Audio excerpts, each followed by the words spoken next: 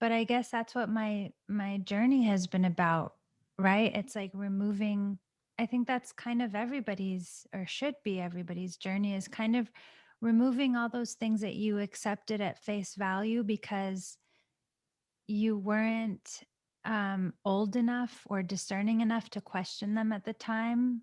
Hmm. And when you're an adult, then you have the opportunity to question them for the first time and then figure out what you look like and what you want to do and how you want to unfold. And so I think that my entire adult life has sort of been a perpetual series of doing that thing. You know, when something just buzzes in your awareness, it's always been there, but it wasn't personal Yeah. because it's part of your culture, it's part of Yeah. society.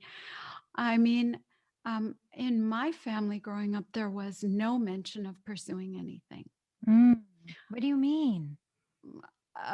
We did not talk about what you need to focus on or what you hope to like what goals to set. There was no mention. I had two artists for parents, and they pretty much were so blessed in their lives. They were very fortunate in many regards, although they were, you know, steeped like a cup of tea in hardships. Mhm. Um, but they found the arts as their refuge. Mm. And I think what they conveyed is that things happen by osmosis.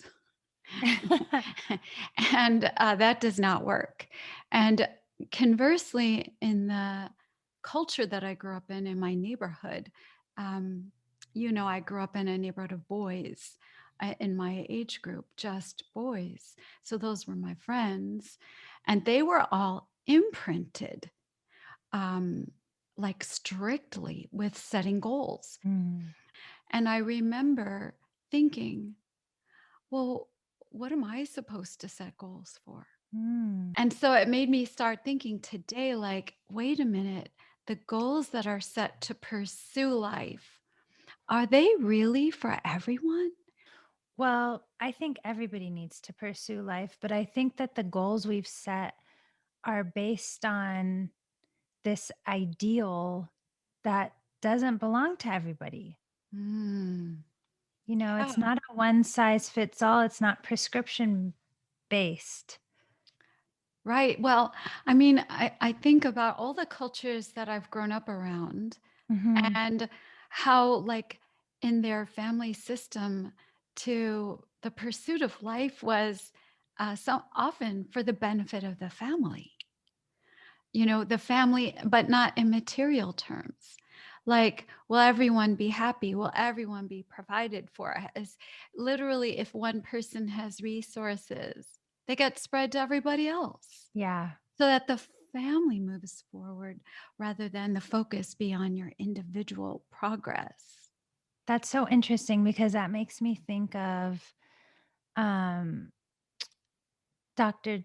Joy DeGruy and her book, Post Traumatic Slave Syndrome, and how she talks about how each culture has a different highest value. She says in America, with white Americans, the highest value lies in the object. And with African and Black, like African American cultures in the US or abroad, it's always about the relationship.